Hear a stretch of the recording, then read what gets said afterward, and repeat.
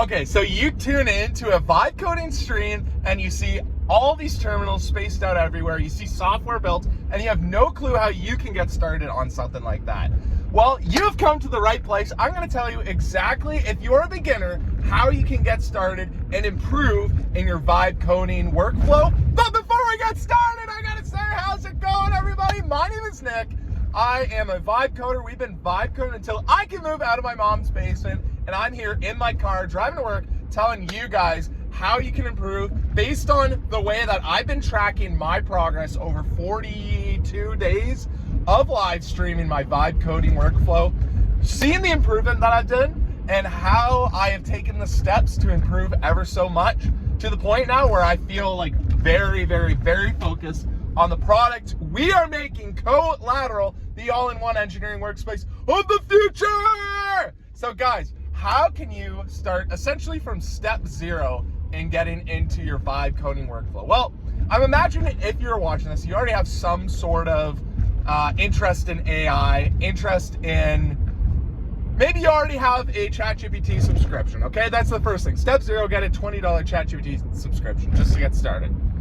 Next is, like, you want to make sure that you're in Claude Code or you're in ChatGPT work. You want to get configured in a GitHub repository. You want to make sure that you're saving all your work. Play around with like the cloud version of ChatGPT work or Claude Code, but eventually you do want to go into terminal view. Now, when I started, I certainly thought like, oh, being in a terminal is very, very, very scary. I thought like, well, I have no coding experience. I don't belong in a terminal. Guys, it's literally as easy as just ask Claude, how do I set up, it's called CLI, command line interface. How do I set up Claude Code or ChatGPT Codex inside of a terminal? Literally just ask and follow the instructions. And then it literally becomes as easy as if you want to play with Claude in your terminal, which allows you to be able to take full control of your computer, work locally. Big, big, big, big improvement once you get there. Once you're able to do that, you literally just like, as soon as you open it, like a new command prompt or a terminal or whatever it is, you literally just type Claude. And then that's it. You have a Claude session right there that you can just plain English, just talk away right to your agent there. So that is what I recommend. Definitely get started on, start with the cloud, play around with that, but then get into the terminal.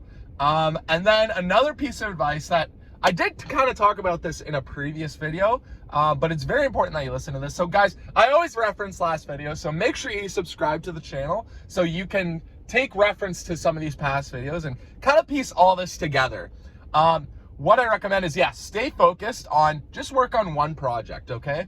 Like, it is very, very, like, vibe coding does incentivize somewhat in a way to take on multiple projects because of the fact that, like, you're gonna spend a lot of time waiting for prompts to finish before you can, like, truly, like, see what your work is gonna look like in the next little bit. And what I recommend is, if you were to start multiple projects, you're gonna get overwhelmed. You're gonna not focus on your main project as much. Like, you're only gonna throw in a couple prompts a day. Best case is, like, guys, always, like, I find this is so great. Like, on one screen, half of that is your agents working, and half of that is the preview of your last, like, of your last session of your code, of your software. So y'all will see on my live streams, I literally split screen CoLateral on one side and my agents on the other. Now, if you had a dual monitor setup, certainly just like have agents on one and then your like CoLateral on the other, for example. Yeah, that way it really forces you to stay focused. As soon as you minimize your main project, like what the preview of that looks like, you're not going to stay focused. You're not going to be hunting for more bugs. You're not going to be looking for ways to improve the user interface. Simply always having your preview on screen is going to help you stay focused and dial in to get it shipped. Okay, so make sure you do that. Definitely another thing to improve as much as possible. Guys, like, I know this isn't necessarily for everyone, but live stream. Just live stream so that you can track your progress. I want you, if you are very new to this and you're curious, like, oh, I want to get started in Claude Code, I want to do this. Literally like live stream yourself from step 0, just like playing around with the tools, okay? So this isn't just because live streaming ended up working for me, where we got almost 2,000 subscribers. It's really just so you can track your own progress. I recommend you go public in it, but if you really don't want to be seen live streaming, then like literally just live stream and then like make it private, okay? That way you just have like, you're tracking your progress. So like, let's say if you started today, 1 month from now, I promise you're gonna look back at your first day of live stream, you're gonna be like, whoa, I improved big time on this. Why I recommend you probably just do go public with it is because, well, you really don't have much to lose unless like there's some sort of like conflict of interest with your work. You shouldn't be doing that. But you really have nothing to lose, as in like worst case, you have 0 viewers for like a whole month of streaming. So what? Like I said, you still have the data points. You're able to preview like, oh yeah, this is what I looked like 1 month ago, I improved. But like the best case is, yeah, you gain a following of people from the vibe coding scene who are willing to help you out. Like people who watch vibe coding live streams are already pretty good at it. That's the thing, guys. It is a mix of people who are new to it and are like curious. They'll ask questions that you might not be able to answer. That's fine. But it's gonna be a lot of people. Like, guys, in my live streams, it's so funny. The #1 viewers in my live stream, I'll be like, oh, what's up? What's up? And then I'll see those same people in like a Max Blade live stream. And I'm like, holy smokes. Like, we really do have, like, guys, take advantage of the fact that this is still a very small community. Take advantage of the fact that we're all willing to help each other out. We're like, no one's knocking down other people. Seriously, like, take advantage of people willing to help you. Join Discord communities. Join Talkin' X thread conversations. Like, guys, community is essentially everything, and that is the best way to improve. I've been able to improve CoLateral so much, literally just from people in the comments saying like, you should do this. I will literally copy and paste people's prompts, throw it into Claude. I'll leave a little disclaimer saying like, make sure you don't break existing functionality, but yeah, implement this new change here.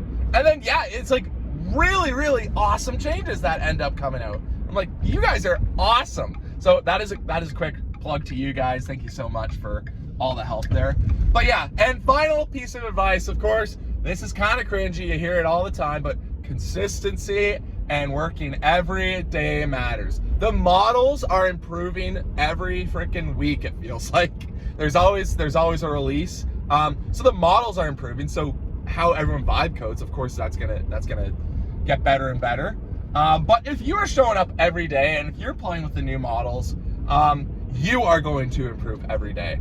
Like the way that you prompt your agents, knowing the vocabulary that will like give you the best results, is certainly, it's just trial and error. You can't watch YouTube videos. You can watch, sure, like other live streamers, like what they say in order to get better. Like for example, it took me a little bit just to actually start saying like, yeah, send a sub agent to do this, send a sub agent to do that.